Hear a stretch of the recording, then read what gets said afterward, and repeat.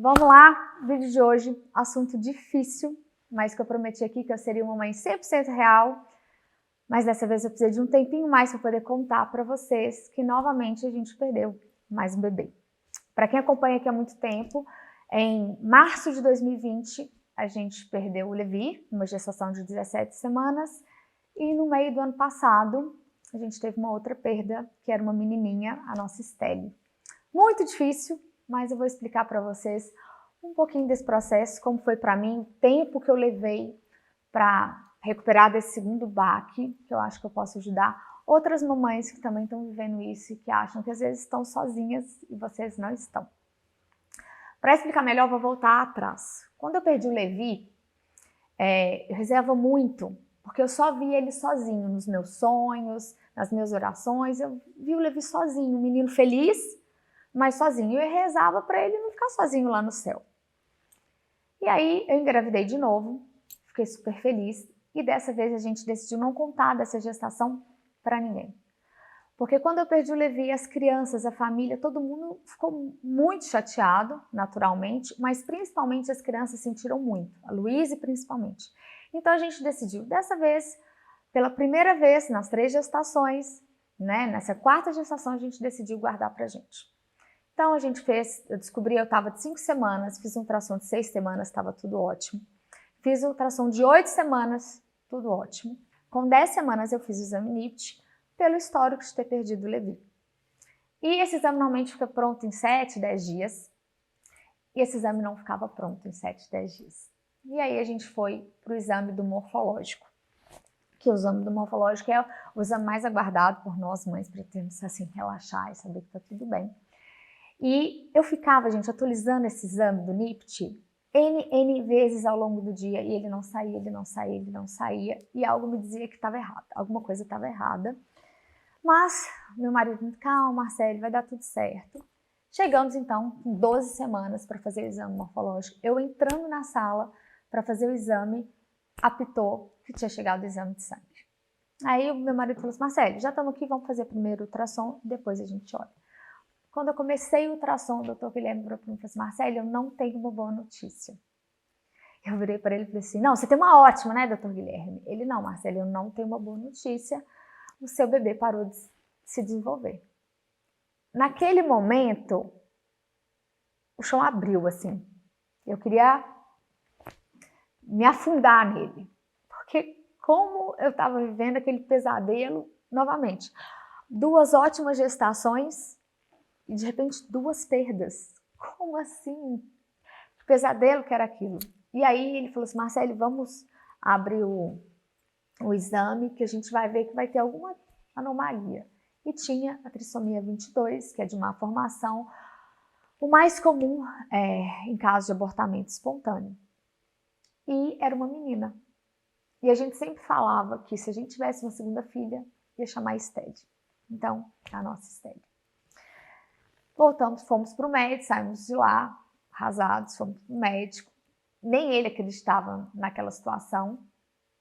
Ele falou assim, Marcelo, o melhor a se fazer é esperar o aborto espontâneo, porque pelo médico do ultrassom, ela parou de se desenvolver mais ou menos com 9 semanas. Falei, não, beleza, então a gente espera. Passou 1 semana, passou 2, passou 3, passou 1 mês e aquele aborto espontâneo não via. E para mim, a pior situação de tudo na minha vida é estar no processo. Eu preciso resolver a situação para outra coisa. Esse negócio de estar perdendo, estar abortando, nossa, era enlouquecer. Foi uma fase que eu estava assim, você olhava para mim, eu rosnava, eu estava avançando, eu estava agressiva, eu estava mal educada com todo mundo. Eu me afastei das pessoas, mas você não tem como me afastar muito da família, que não sabia o que estava acontecendo, das pessoas que trabalhavam comigo, mas eu estava assim, terrível. E aí, finalmente, esse sangue veio o aborto. E foi um alívio para mim. E aí passou, segui a vida. 1 mês depois, minha menstruação não vinha. 1 mês e pouco depois eu não vinha. Falei, tem alguma coisa errada. Será que eu engravidei nesse processo todo? Fiz o exame, estava grávida. Só que, na verdade, era muito improvável. Fui fazer um outro ultrassom. O que aconteceu? Nesse abortamento, é como se tivesse a placenta descolado. 80%, mas 20% ficou ali colado. Então, meu corpo ainda estava nutrindo uma placenta quase sem água, de um bebê extremamente, não sei o termo médico, mas assim, ele murchou, foi murchando, né, dentro de mim. Então, eu precisei voltar para o hospital e fazer uma curetagem, como aquilo me remetia à perda do Levi. Do Levi eu tive que induzir o parto.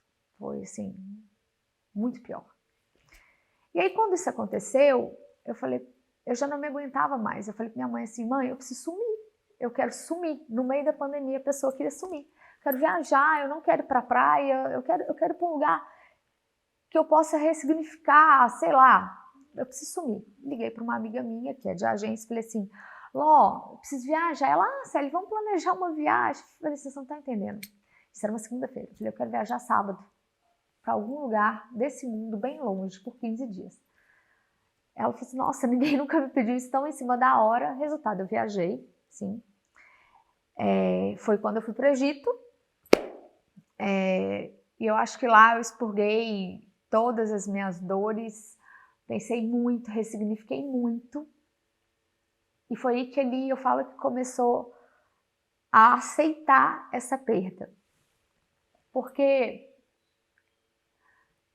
Deus dá pra gente o que a gente quer, mas não necessariamente da forma que a gente quer. Eu pedia muito, muito, muito pro Levi não ficar sozinho. E quando eu perdi a Estelle, eu passei a sonhar com os dois juntos. Então, o Levi não estava mais sozinho. Ele estava com ela.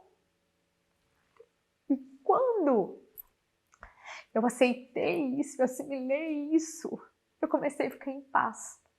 Porque era tudo que eu pedia para não ter ele sozinho.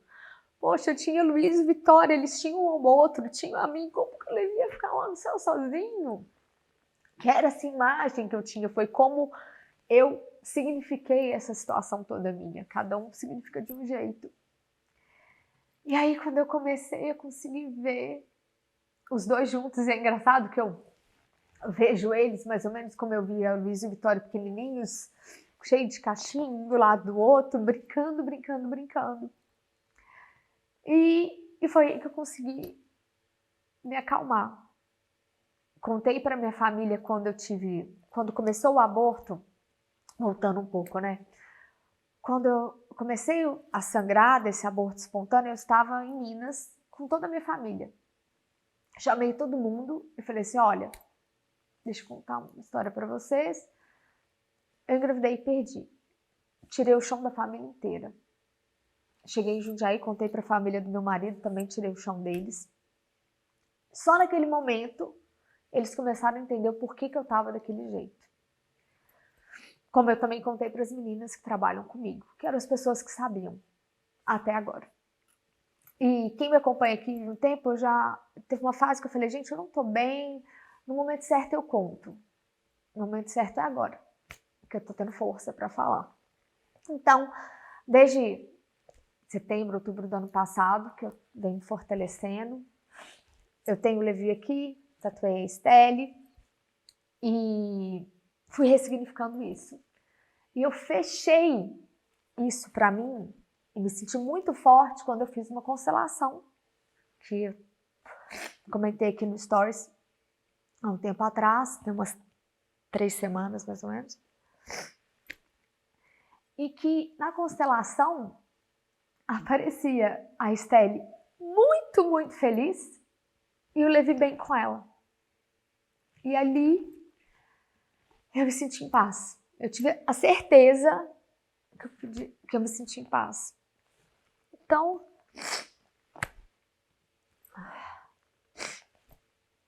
assim, foi a forma do meu luto. Muitas vezes a gente perde e por não ter pego, por não ter visto, porque o Levi, ele já era grande, eu peguei ele. A Estelle não. Ela parou de se desenvolver com 9 semanas, era um embriãozinho.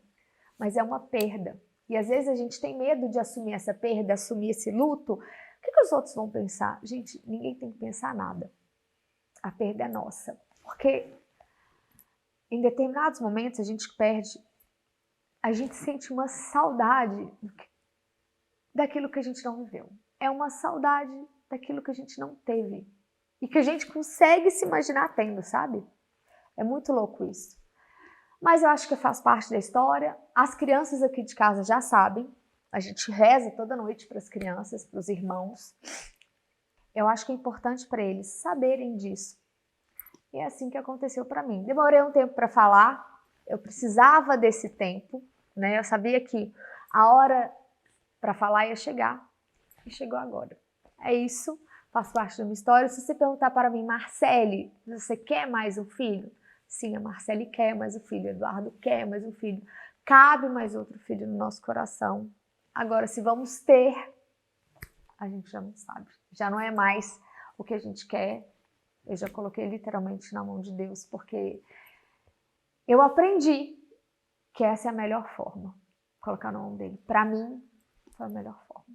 É isso. Um pouquinho da minha história, da minha dor, mas de quem eu sou, do meu aprendizado. E a mãe que aparece aqui para você sempre. 100% verdadeira. Às vezes bem, às vezes mal, mas é uma mãe real.